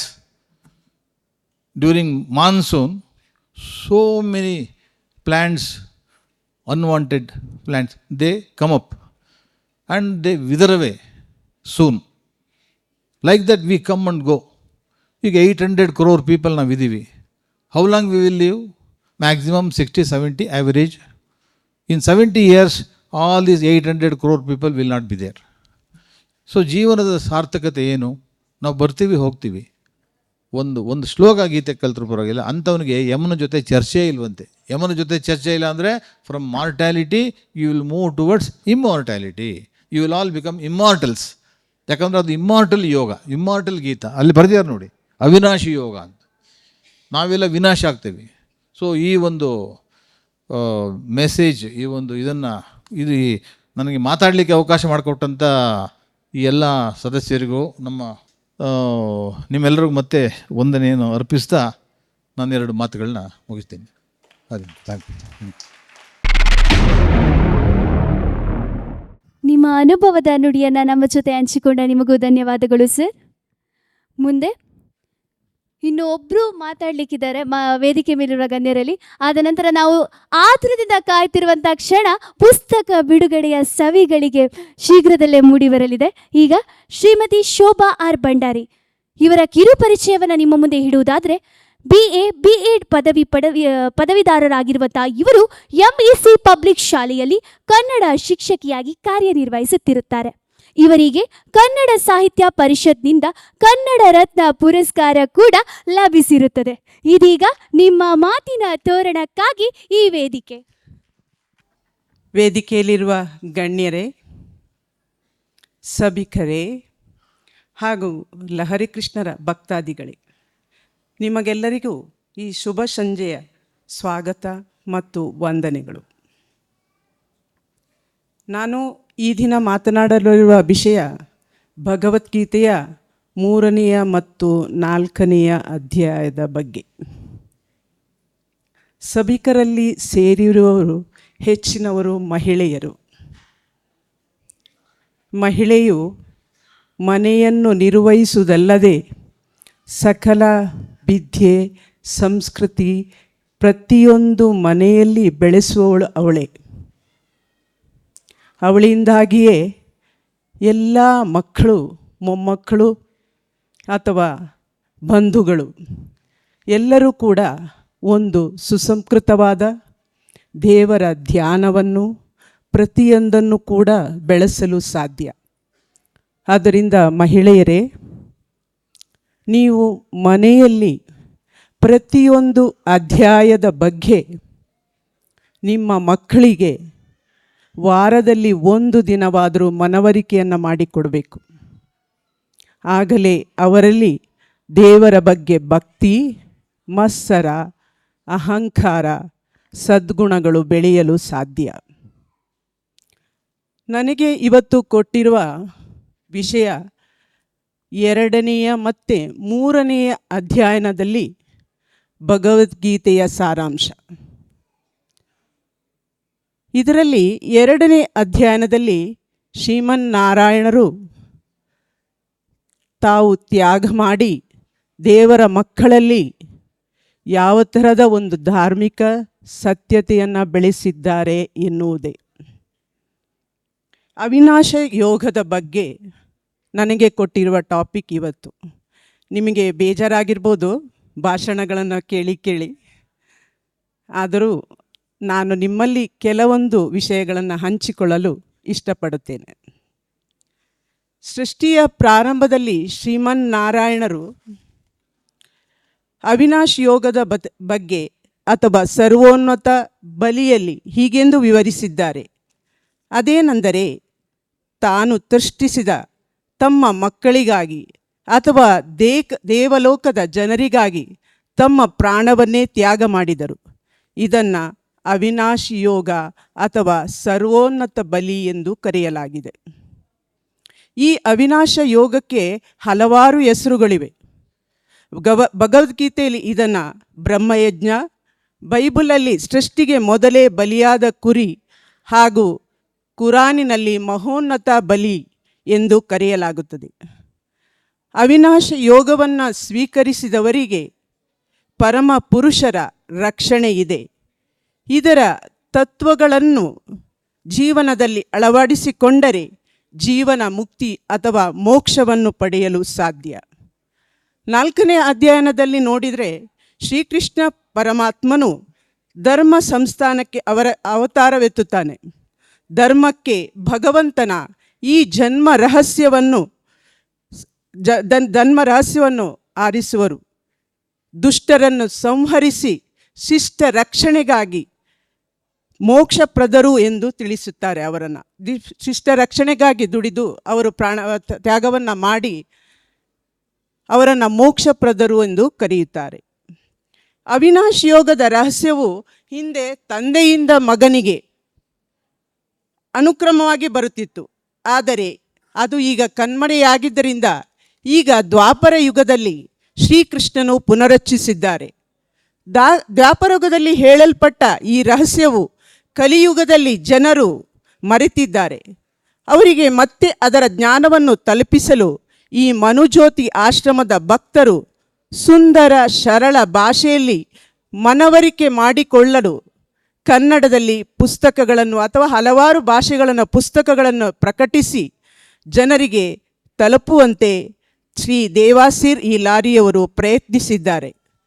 ಜನರು ಜಗತ್ತಿನ ಉದ್ಧಾರಕ್ಕಾಗಿ ಶ್ರಮಿಸಬೇಕಾಗಿ ಮತ್ತು ಒಳ್ಳೆಯ ತ್ಯಾಗ ಮನೋಭಾವನೆಯನ್ನು ಬೆಳೆಸಲು ಜ್ಞಾನದ ಅರಿವು ಮತ್ತು ಧರ್ಮದ ಹಾದಿಯಲ್ಲಿ ನಡೆಯಲು ಈ ಪುಸ್ತಕವು ಉಪಯೋಗವಾಗಿದೆ. 9 ನಿಮಿಷದಲ್ಲಿ ಭಗವದ್ಗೀತೆಯ ಈ 18 ಅಧ್ಯಾಯಗಳನ್ನು ನೀವು ಒಮ್ಮೆ ಕೇಳಿದರೆ ಸಾಕು, ಜೀವನದಲ್ಲಿ ನಿಮಗೆ ಏನು ಬೇಕೋ ಅದು ಸಿಗುತ್ತದೆ. ಮಹಾಭಾರತದ ಕುರುಕ್ಷೇತ್ರದ ಸಮಯದಲ್ಲಿ ಅರ್ಜುನನು ಕುರುಕ್ಷೇತ್ರದಲ್ಲಿ ನಿಂತುಬಿಟ್ಟು ತಾನು ಯುದ್ಧ ಮಾಡೋದಿಲ್ಲ ಅಂತ ಹೇಳ್ತಾನೆ. ಯಾಕೆಂದರೆ ಎಲ್ಲ ಬಂಧುಗಳು ಇದ್ದಾರೆ. ಬಂಧುಗಳ ಮೇಲೆ ಹೇಗೆ ಬಾಣ ಪ್ರಯೋಗ ಮಾಡೋದು, ಅವರನ್ನು ಕೊಲ್ಲುವುದು ಹೇಗೆ? ಆದ್ದರಿಂದ ಅವನು ಹೇಳ್ತಾನೆ, ನನ್ನಿಂದ ಯುದ್ಧ ಮಾಡಲಿಕ್ಕೆ ಸಾಧ್ಯವೇ ಇಲ್ಲ, ನಾನು ಯುದ್ಧ ಮಾಡೋದೇ ಇಲ್ಲ, ನನ್ನವರನ್ನು ನಾನು ಕೊಲ್ಲಲು ಸಾಧ್ಯವಿಲ್ಲ ಅಂತ ಹೇಳ್ತಾನೆ. ಆದರೆ ಆವಾಗ ಶ್ರೀಕೃಷ್ಣ ಪರಮಾತ್ಮರು ಹೇಳ್ತಾರೆ, ತಪ್ಪಾಗಿ ಯೋಚಿಸುವುದೇ ಜೀವನದ ಸಮಸ್ಯೆ. ನಾವು ತಪ್ಪಾಗಿ ಯೋಚನೆಯನ್ನು ಮಾಡಲೇಬಾರ್ದು. ತಪ್ಪಾಗಿ ಯೋಚಿಸುವುದೇ ಅದೊಂದು ದೊಡ್ಡ ಸಮಸ್ಯೆ. ತಪ್ಪು ಯೋಚನೆಗಳಿಂದ ತಪ್ಪಾದ ತೀರ್ಪು ಹೊರಬೀಳುತ್ತದೆ. ಯುದ್ಧವನ್ನು ದೂರ ಇಡುವುದರಿಂದ ನಿನ್ನ ಧರ್ಮವನ್ನು ದೂರ ಇಟ್ಟಂತೆ ಕಾಣುತ್ತದೆ. ಅದು ಪಾಪ ಕಾರ್ಯ. ಅವರೆಲ್ಲ ಅದನ್ನು ಯುದ್ಧವನ್ನು ಮಾಡದಿದ್ದರೆ ನೀನೊಂದು ಹೇಡಿ ಅಂತ ಎಣಿಸಿಕೊಳ್ಳುತ್ತೇನೆ ಎಂದು ಎಚ್ಚರಿಸುತ್ತಾನೆ. ಕೃಷ್ಣ ಧ್ಯಾನದಲ್ಲಿ ತೊಡಗಿದವರಿಗೆ ದೇವರು ಸಿಕ್ಕೇ ಸಿಗುತ್ತಾನೆ ಎಂಬ ಭರವಸೆಯನ್ನು ಹೊಂದಿರಬೇಕು. ಜಗತ್ತಿನಲ್ಲಿರುವ ಎಲ್ಲ ಚರಾಕ್ಷರಗಳಲ್ಲಿ ಕೂಡ ದೇವರಿರ್ತಾನೆ. ಚರಾಕ್ಷರ ವಸ್ತುಗಳಲ್ಲಿ ಭಗವಂತನಿರ್ತಾನೆ. ಜಗತ್ತಿನಲ್ಲಿ ದೇವರಿರುವುದಿಲ್ಲ, ದೇವರೊಳಗೇನೆ ಸಂಪೂರ್ಣ ಜಗತ್ತಿದೆ. ಇದನ್ನು ನೀವು ಮನವರಿಕೆ ಮಾಡಿಕೊಳ್ಳಿ. ಎಲ್ಲ ಸಂಪೂರ್ಣವಾದ ಜಗತ್ತೇ ದೇವರೊಳಗಡೆ ಇದೆ. ಶ್ರೀಕೃಷ್ಣ ಮನಸ್ಸು ಚಂಚಲವಾದರೆ ನಮ್ಮ ಮನಸ್ಸು ಚಂಚಲತೆಯಿಂದ ಹೊಂದಿಕೊಂಡಿದೆ. ಇದು ಕೂಡ ಒಂದು ಅಧ್ಯಯನದಲ್ಲಿ ಬರೋದು. ನಾನು ನಿಮಗೆ ಹೇಳ್ತಾ ಇರುವ ಈ ಒಂದು ಭಾಷಣದಲ್ಲಿ ನಾನು ಅಧ್ಯಾಯದ ಬಗ್ಗೆನೇ ಗಮನವನ್ನು ಕೊಟ್ಟಿದ್ದೇನೆ ಜಾಸ್ತಿ. ಗಾಳಿಯಂತೆ ನಮ್ಮ ಮನಸ್ಸು ಯಾವಾಗಲೂ ಚಂಚಲವಾಗಿರುತ್ತದೆ. ಅದನ್ನು ಹಿಡಿದಿಟ್ಟುಕೊಳ್ಳುವುದು ಬಹಳ ಕಠಿಣ. ಅದು ಗಾಳಿಯಂತೆ ಕಠಿಣ. ಅದು ನಮ್ಮೆಲ್ಲರ ಅನುಭವ. ಮತ್ತು ಮನಸ್ಸು ಯಾವಾಗಲೂ ನಮಗೆ ಭೂತಕಾಲದ ವಿಷಾದಕ್ಕೆ ಅಥವಾ ಭವಿಷ್ಯದ ಚಿಂತನೆಯಲ್ಲೇ ನಾವು ಕಳೀತಾ ಇರ್ತೀವಿ. ಶ್ರೀಕೃಷ್ಣನು ಇದಕ್ಕೆ ಪರಿಹಾರವನ್ನು ಸೂಚಿಸ್ತಾನೆ. ಮನಸ್ಸು ಚಂಚಲ, ಅದನ್ನು ನಿಯಂತ್ರಿಸುವುದು ಕಷ್ಟ. ಆದರೆ ಇದನ್ನು ವೈರಾಗ್ಯ ಮತ್ತು ಅಭ್ಯಾಸದಿಂದ ವಶಪಡಿಸಿಕೊಳ್ಳಬಹುದು. ಇಷ್ಟ ದೈವದ ಮೇಲೆ ಕೇಂದ್ರೀಕರಿಸಿ ಇದನ್ನು ಒಂದೇ ದಿನದಲ್ಲಿ ನಾವು ಪ್ರತಿಯೊಂದನ್ನು ಮಾಡಿಕೊಳ್ಳಲು ಸಾಧ್ಯವಾಗುವುದಿಲ್ಲ. ನಾವು ಯಾವಾಗಲೂ ಅಭ್ಯಾಸವನ್ನಾಗಲಿ ಧ್ಯಾನವನ್ನಾಗಲಿ ಪ್ರತಿಯೊಂದನ್ನು ಒಂದೇ ದಿನದಲ್ಲಿ ನಾವು ಮಾಡಲಿಕ್ಕೆ ಆಗೋದಿಲ್ಲ.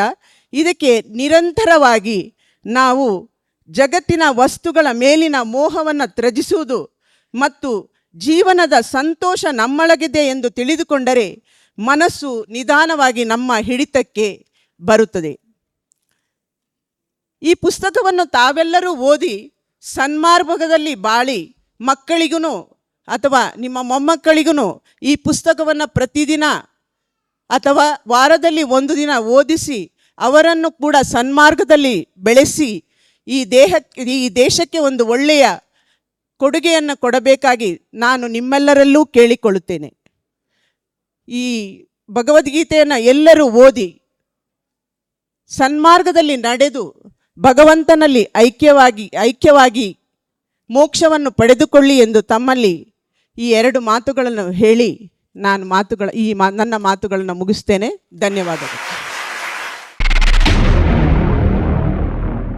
ಇದೀಗ ಇವತ್ತಿನ ಕಾರ್ಯಕ್ರಮದ ಮುಖ್ಯ ಘಟ್ಟಕ್ಕೆ ಬರೋದಾದ್ರೆ ಶ್ರೀಮದ್ ಭಗವದ್ಗೀತೆಯ ಗ್ರಂಥ ಬಿಡುಗಡೆಯ ಮಧುರ ಕ್ಷಣಕ್ಕೆ ನಾವೆಲ್ಲರೂ ಸಾಕ್ಷಿಯಾಗಲಿದ್ದೇವೆ. ಶ್ರೀ ಸಂಗಮೇಶ ಉಪಾಸೆ ಇವರ ಅಮೃತ ಹಸ್ತದಲ್ಲಿ ಬಿಡುಗಡೆಯಾಗಲಿದೆ ಶ್ರೀಮದ್ ಭಗವದ್ಗೀತೆಯ ಗ್ರಂಥ. ಓಂ ನಮೋ ಭಗವತೆ ಶ್ರೀಲ ಹರಿ ಕೃಷ್ಣಾಯ ನಮಃ.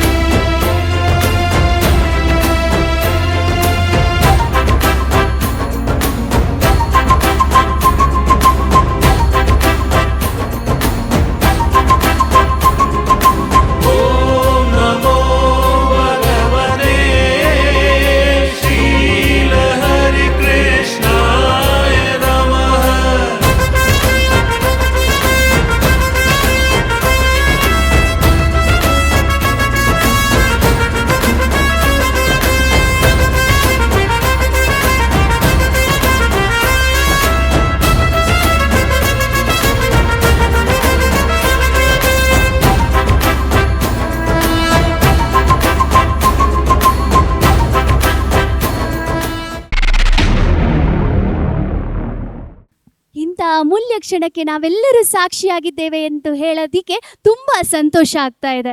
ಧನ್ಯವಾದಗಳು. ಇಂದಿನ ಕಾರ್ಯಕ್ರಮದ ಕೇಂದ್ರ ಬಿಂದುವಾಗಿ ನಮ್ಮ ಜೊತೆ ಇಂದಿನ ಕಾರ್ಯಕ್ರಮದಲ್ಲಿ ಇರುವವರು ಶ್ರೀ ಸಂಗಮೇಶ ಉಪಾಸೆ. ಇವರ ಕಿರು ಪರಿಚಯವನ್ನ ನಿಮ್ಮ ಮುಂದೆ ಇಡುವುದಾದರೆ, ಇವರು ಮೂಲತಃ ವಿಜಯಪುರ ಜಿಲ್ಲೆಯವರು. ಬೆಂಗಳೂರು ಕಮರ್ಷಿಯಲ್ ಟ್ಯಾಕ್ಸ್ ಡಿಪಾರ್ಟ್ಮೆಂಟ್ನ ಜೊತೆ ನಿರ್ದೇಶಕರೂ ಹೌದು. ಇವರು KAS ಆಫೀಸರ್ ಆಗಿ ಸೇವೆ ಸಲ್ಲಿಸುತ್ತಿರುತ್ತಾರೆ. ಇವರು ಕರ್ನಾಟಕದಾದ್ಯಂತ ಪ್ರತಿಭಾವಂತ ನಟ ಮತ್ತು ಬರಹಗಾರರಾಗಿ ಕೂಡ ಕಾಣಿಸಿಕೊಂಡವರು. 10ಕ್ಕೂ ಅಧಿಕ ಪುಸ್ತಕಗಳು ಇವರ ಬರವಣಿಗೆಯಲ್ಲಿ ಮೂಡಿ ಬಂದಿದೆ. ಇವರಿಗೆ ಕುವೆಂಪು ಪ್ರಶಸ್ತಿ, ಬಸವ ಪ್ರಶಸ್ತಿ ಲಭಿಸಿದೆ. 30ಕ್ಕೂ ಅಧಿಕ ಚಲನಚಿತ್ರಗಳಲ್ಲಿ ನಟಿಸಿರುವಂತಹ ಹೆಗ್ಗಳಿಕೆ ಇವರದು. ಶ್ರೀ ಸಂಗಮೇಶ ಉಪಾಸೆ ಇವರ ಮಾತಿನ ಮಂಟಪಕ್ಕಾಗಿ ಈ ವೇದಿಕೆ. ವೇದಿಕೆ ಮೇಲೆ ಇರುವ ಹಿರಿಯರೇ, ವೇದಿಕೆಯ ಮುಂದೆ ಇರುವ ಹಿರಿಯರೇ, ಲಹರಿ ಕೃಷ್ಣ ಅವರ ಭಕ್ತರೇ, ನಾವೆಲ್ಲರೂ ಒಂದೇ ಭಾರತ ಮಾತೆಯ ಮಕ್ಕಳು ಅನ್ನುವ ಕಾರಣಕ್ಕಾಗಿ ಇಲ್ಲಿ ಬಹುಸಂಖ್ಯಾತರು ತಮಿಳು ಭಾಷಿಕರೇ ಇರುವ ತಮಿಳುನಾಡಿನ ತಿರುನಲ್ವೇಲಿಯಲ್ಲಿರ್ತಕ್ಕಂಥ ಲಹರಿ ಕೃಷ್ಣ ಅವರ ಮನುಜ್ಯೋತಿ ಆಶ್ರಮದ ಸತ್ಸಂಗದ ಈ ಸಂದರ್ಭದಲ್ಲಿ ಶ್ರೀಮದ್ ಭಗವದ್ಗೀತೆಯ ಕನ್ನಡ ಅನುವಾದ ಪುಸ್ತಕ ಇವತ್ತು ಬಿಡುಗಡೆ ಆಗ್ತಾ ಇದೆ.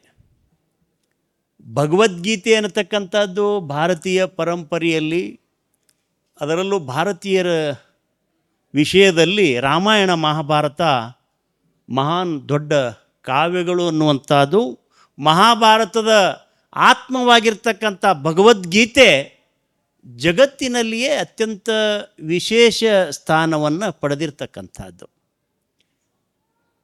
ಭಾರತೀಯ ಜ್ಞಾನ ಪರಂಪರೆಯಲ್ಲಿ ಈಗಾಗಲೇ ಹಲವಾರು ವಿದ್ವಾಂಸರುಗಳು ಭಗವದ್ಗೀತೆಯನ್ನು ಕುರಿತು ತಮ್ಮದೇ ಆದ ವಿಷಯಗಳನ್ನು, ಅಭಿಪ್ರಾಯಗಳನ್ನು ಮಂಡಿಸಿದ್ದಾರೆ. ಅದಕ್ಕೆ ಪೂರಕವಾಗಿ ಭಗವದ್ಗೀತೆ ಅನ್ನುವಂಥದ್ದು ಕರ್ಮಯೋಗಕ್ಕೆ ಸಂಬಂಧಪಟ್ಟಿರ್ತಕ್ಕಂಥ ಒಂದು ಮುಖ್ಯ ಧಾರೆ ಕರ್ಮಯೋಗ. ಅದರಲ್ಲೂ ವಿಶೇಷವಾಗಿ ನಿಷ್ಕಾಮ ಕರ್ಮದ ಬಗ್ಗೆ ಭಗವದ್ಗೀತೆ ಮಾತಾಡ್ತದೆ ಅನ್ನತಕ್ಕಂಥದ್ದು. ನೀನು ಕರ್ಮವನ್ನು ಮಾಡು, ಪ್ರತಿಫಲವನ್ನು ಅಪೇಕ್ಷಿಸಬೇಡ ಅನ್ನುವಂಥದ್ದು ಅದು ಬಹಳ ಮುಖ್ಯವಾಗಿರುವಂಥ ಒಂದು ಮೂಲ ತತ್ವ ಭಗವದ್ಗೀತೆದು. ಭಾರತೀಯ ಆಧ್ಯಾತ್ಮಿಕ ಪರಂಪರೆಯಲ್ಲಿ ಮೋಕ್ಷವನ್ನು ಕಾಣೋದಕ್ಕೆ 3 ಮಾರ್ಗಗಳನ್ನು, ಚರ್ಚೆಗಳನ್ನು ನಾವು ಮಾಡ್ಕೊಂಡು ಬಂದಿದ್ದೇವೆ. ನಾವ್ಯಾಕೆ ಈ ಮೂಲೆಯಲ್ಲಿ ಕೂತ್ಕೊಂಡು ಭಗವದ್ಗೀತೆ ಬಗ್ಗೆ ಅಥವಾ ಲಹರಿ ಕೃಷ್ಣರ ಬಗ್ಗೆ, ಕನ್ನಡ ಅನುವಾದದ ಬಗ್ಗೆ ಯಾಕೆ ಮಾತಾಡಬೇಕು? ಯಾಕಂದರೆ ಬಹಳಷ್ಟು ಜನ ಅದಕ್ಕೆ ಆ ವಿಷಯಕ್ಕೆ ಟಚ್ ಮಾಡಿದ್ದಾರೆ. ಅವಿನಾಶಿ ಯೋಗ, ವಿನಾಶಿ ಅಂದರೆ ನಾಶ ಆಗುವಂಥದ್ದು, ಒಡೆಯುವಂಥದ್ದು, ಮಣ್ಣಲ್ಲಿ ಮಣ್ಣಾಗುವಂಥದ್ದು. ಪಂಚೇಂದ್ರಿಯಗಳು ಅಂತ ಹೇಳಿದ್ರು ಹಿರಿಯರು, ತಜ್ಞರು. ಪಂಚೇಂದ್ರಿಯಗಳು ಪಂಚಭೂತಗಳಲ್ಲಿ ಲೀನ ಆಗುವಂಥದ್ದು. ಅವಿನಾಶಿ ಎನ್ನುವಂಥದ್ದು ನಾಶ ಇಲ್ಲದೇ ಇರತಕ್ಕಂಥದ್ದು, ಅಜರಾಮರವಾಗಿರ್ತಕ್ಕಂಥದ್ದು. ಜಗದಗಲ ಮುಗಿಲಗಲ ಮಿಗೆಯಗಲ, ಪಾತಾಳದಿಂದತ್ತ ನಿಮ್ಮ ಶ್ರೀಚರಣ, ಬ್ರಹ್ಮಾಂಡದಿಂದತ್ತ ನಿಮ್ಮ ಶ್ರೀಮುಕುಟ, ಅಗಮ್ಯ ಅಗೋಚರ ಲಿಂಗವೇ ಎನ್ನ ಕರಸ್ಥಳಕ್ಕೆ ಬಂದು ಚುಳುಕಾದಿರಯ್ಯ ಅನ್ನುವ ಏಕದೇವೋಪಾಸನೆಯ ತತ್ವ ಲಹರಿ ಕೃಷ್ಣ ಅವ್ರದ್ದು ಕೂಡ ಅದೇ ಫಿಲಾಸಫಿ. ಲಹರಿ ಕೃಷ್ಣ ಒಂದೇ ಕುಲ, ಒಂದೇ ದೇವರು ಅನ್ನುವಂಥದ್ದಿದೆಯಲ್ಲ, ಇದು ಏಕದೇವೋಪಾಸನೆ. ಅದು ಪಂಪನು ಹೇಳಿದಾನೆ ಅನ್ನುವಂಥದ್ದು ಮನುಜ ಕುಲಂ ತಾನೊಂದೇವಲಂ ಅನ್ನೋದು ಮೇಡಮ್ ಅವರು ಅದನ್ನು ರೆಫರ್ ಮಾಡಿದ್ರು. ನಾನು ಭಾರತೀಯ ಪರಂಪರೆಯ ಮೋಕ್ಷದ ಸಾಧನೆ 3 ಪ್ರಕಾರಗಳನ್ನು ನಿಮಗೆ ಹೇಳೋದಕ್ಕೆ ಇಷ್ಟಪಡ್ತೇನೆ. ಅದು ಬಹಳ ಮುಖ್ಯವಾಗಿರುವಂಥ ಒಂದು ಜ್ಞಾನಯೋಗ, ಒಂದು ಭಕ್ತಿ ಯೋಗ, ಒಂದು ಕರ್ಮಯೋಗ. ಮನುಷ್ಯ ಹುಟ್ಟಿದ ಮೇಲೆ ಮೋಕ್ಷ ಪಡ್ಕೊಳ್ಳೋಕ್ಕೆ ಈ 3 ಮುಖ್ಯ ಮಾರ್ಗಗಳನ್ನು ಭಾರತೀಯ ತತ್ವಜ್ಞಾನ ಮಾತಾಡ್ತದೆ. ಕರ್ಮಯೋಗ ಅನ್ನೋದು ಈಗ ಏನು ನಾವು ಭಗವದ್ಗೀತೆ ಬಗ್ಗೆ ಮಾತಾಡ್ತಾ ಇದ್ದೀವಿ, ನಿಷ್ಕಾಮ ಕರ್ಮದ ಬಗ್ಗೆ ಮಾತಾಡ್ತಾ ಇದ್ದೀವಿ, ಕರ್ತವ್ಯದ ಬಗ್ಗೆ ಮಾತಾಡ್ತಾ ಇದ್ದೀವಿ. ನೀನು ಕರ್ಮವನ್ನು ಮಾಡು, ಕರ್ತವ್ಯವನ್ನು ಮಾಡ್ತಾ ಇರು, ನೀನು ಪ್ರತಿಫಲಾಪೇಕ್ಷೆಯನ್ನು ಮಾಡಬೇಡ. ದೇವರು ಕೊಟ್ಟರೆ ಕೊಟ್ಟಾನು, ಕೊಡದೇ ಇದ್ದರೂ ನಿರಾಶನಾಗಬೇಡ ಅನ್ನತಕ್ಕಂಥದ್ದು. ಅದು ನಿನ್ನ ಸುಕೃತ, ನೀನು ಮಾಡುವ ಕರ್ಮ ನಿನ್ನ ಸುಕೃತ, ಅದು ನಿನಗೆ ಒಂದಿಲ್ಲ ಒಂದು ಸಂದರ್ಭ ತಟ್ತದೆ ಅನ್ನುವಂಥ ತತ್ವವನ್ನು ಹೊಂದಿರತಕ್ಕಂಥದ್ದು. ಇವತ್ತು ಲಹರಿ ಕೃಷ್ಣ ಅವರು ಮೋಕ್ಷ ಕಂಡಿದ್ದಾರೆ ಅಂತಂದರೆ ಅವರು ಏಕದೇವೋಪಾಸನೆಯಲ್ಲಿ ಮೋಕ್ಷವನ್ನು ಕಂಡಿದ್ದಾರೆ ಮತ್ತು ಆ ಮಾರ್ಗದಲ್ಲಿ ತಮ್ಮದೇ ಆದಂಥ ಹೆಜ್ಜೆ ಗುರುತುಗಳನ್ನು ಬಿಟ್ಟು ಹೋಗಿದ್ದಾರೆ. ಆ ಹೆಜ್ಜೆ ಗುರುತುಗಳ ಸ್ಥಾನದಲ್ಲಿ ಇವತ್ತು ಮನುಜ್ಯೋತಿ ಆಶ್ರಮದವರು ಅವರ ಒಂದು ಪರಂಪರೆಯನ್ನು ಮುಂದುವರಿಸ್ಕೊಂಡು ಹೋಗ್ತಾ ಇದ್ದಾರೆ ಅಂತಕ್ಕಂಥದ್ದು. ನಾನು ಈ ಹಿಂದೆನೂ ಈ ಕಾರ್ಯಕ್ರಮಕ್ಕೆ ಬಂದಿದ್ದೇನೆ. ಭಾಳಷ್ಟು ಸ್ನೇಹಿತರು ಬಂದು ಈ ಪುಸ್ತಕ ಭಗವದ್ಗೀತೆ ಬಿಡುಗಡೆ ಮಾಡಬೇಕು ಅಂತ ನನಗೆ ಕೇಳ್ಕೊಂಡಾಗ ನನಗೆ ಖುಷಿ ಅನ್ನಿಸ್ತು. ನೋಡಿ, ಲಹರಿ ಕೃಷ್ಣ ಅವರ ಫಿಲಾಸಫಿ ಏನಿದೆ ಏಕದೇವೋಪಾಸನೆ, ಮತ್ತು ಈ ಭಗವದ್ಗೀತೆ ಇನ್ನೊಂದು ವಿಶೇಷ ನನಗೆ ಇವರು ಹೇಳಿದ್ರು, ಸ್ನೇಹಿತರು ಹೇಳಿದ್ದೇನು ಅಂತಂದರೆ ಭಗವದ್ಗೀತೆಯ ವಿಷಯಗಳ ಜೊತೆಗೆ ಲಹರಿ ಕೃಷ್ಣ ಅವರ ವಿಚಾರಗಳು ಕೂಡ ಈ ಪುಸ್ತಕದಲ್ಲಿ ಇಂಟರ್ಪ್ರಿಟೇಷನ್ ಮಾಡಿದ್ದಾರೆ ಅನ್ನುವಂಥದ್ದಿದೆಯಲ್ಲ, ಅದು ಬಹಳ ಮುಖ್ಯ. ಇದನ್ನು ನಾವು ವ್ಯಾಖ್ಯಾನ ಅಂತ ಪರಿಗಣಿಸ್ತೇವೆ. ಇದನ್ನು ನಮ್ಮ ಸಾಹಿತ್ಯಿಕ ಭಾಷೆಯಲ್ಲಿ ಒಂದು ವಿಷಯದ ಕುರಿತು ಯಾರು ಏನು ಮಂಡನೆ ಮಾಡಿರ್ತಾರೆ ಅದಕ್ಕೆ ನನ್ನದೇ ಆದಂಥ ಇಂಟರ್ಪ್ರಿಟೇಷನ್, ನನ್ನದೇ ಆದಂಥ ಅಭಿಪ್ರಾಯ ಮಂಡನೆ ಮಾಡೋದನ್ನು ವ್ಯಾಖ್ಯಾನ ಅಂತ ಕರಿತೇವೆ. ಈ ವ್ಯಾಖ್ಯಾನಗಳು ಕೂಡ ಸಾಕಷ್ಟು ಬಂದಿದ್ದಾವೆ. ಅದರಲ್ಲೂ ಭಗವದ್ಗೀತೆಯ ಮೇಲೆ ಅಥವಾ ನಮ್ಮ ರಾಮಾಯಣ ಮಹಾಭಾರತಗಳ ಮೇಲೆ ಸಾವಿರಾರು ವ್ಯಾಖ್ಯಾನಗಳು ಬಂದಿದ್ದಾವೆ.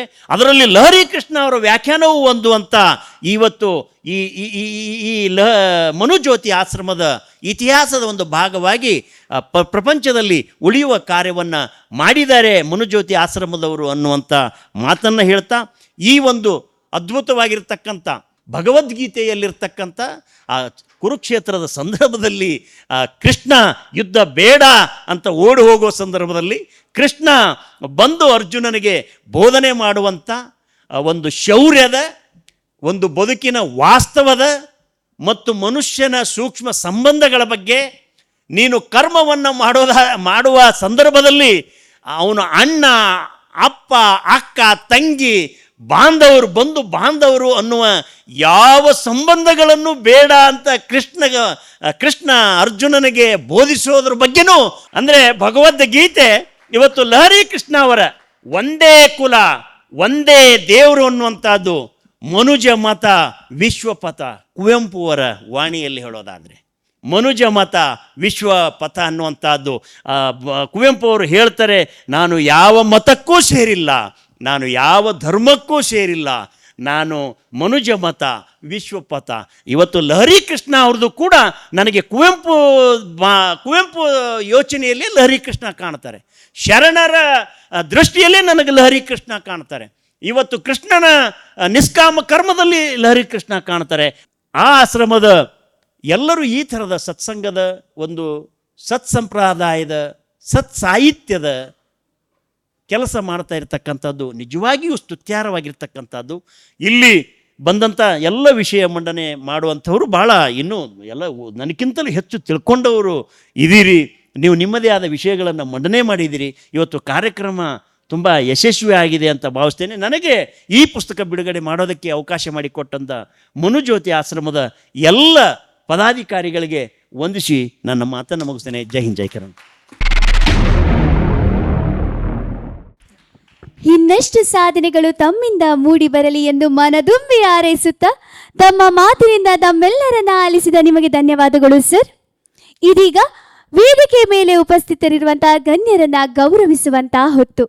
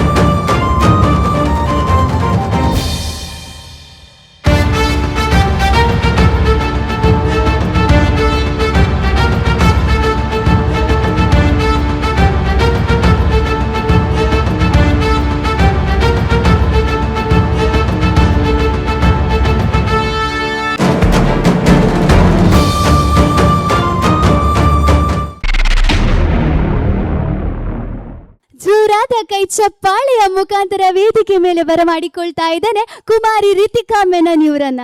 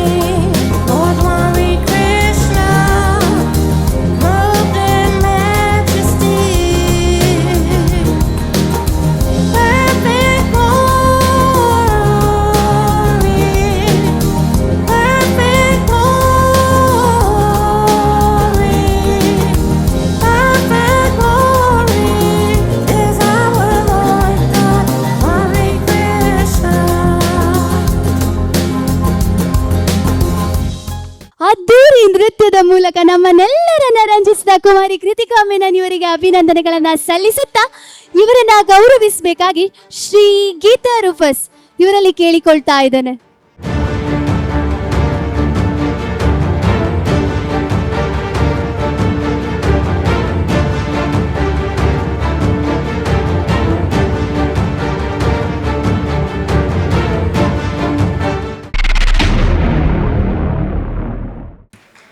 Good evening, everyone. I would like to call, before I give the vote of thanks, I would like to call Peril Chalini and Kavita, please. First of all, I would like to thank these two people who are responsible to translate this Bhagavad Gita into Kannada. It's a very difficult task. It's not a joke. Therefore, I thought it is very sensible to call them and facilitate them. I would like to call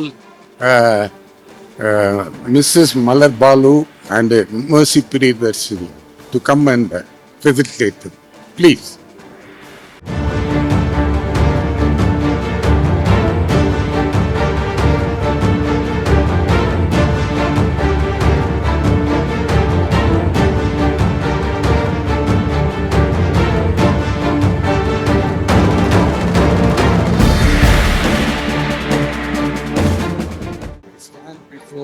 With a heart full of gratitude as we come to the close of this blessed event.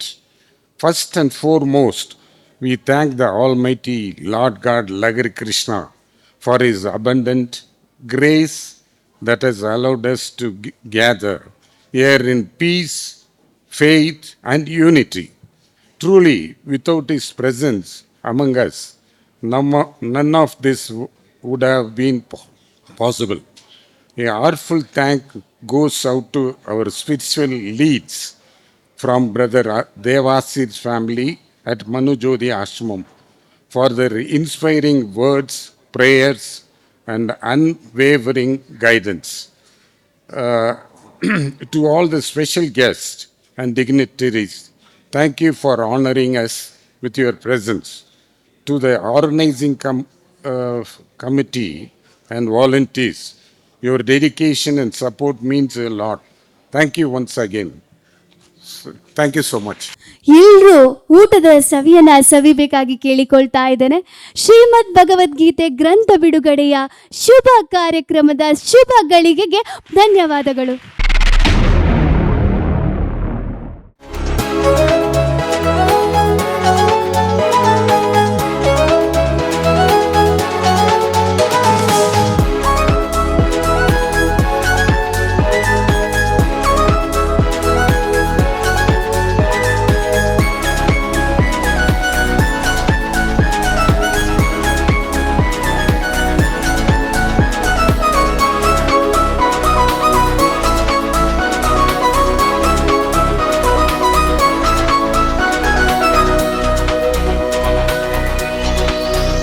To show forth thy loving kindness.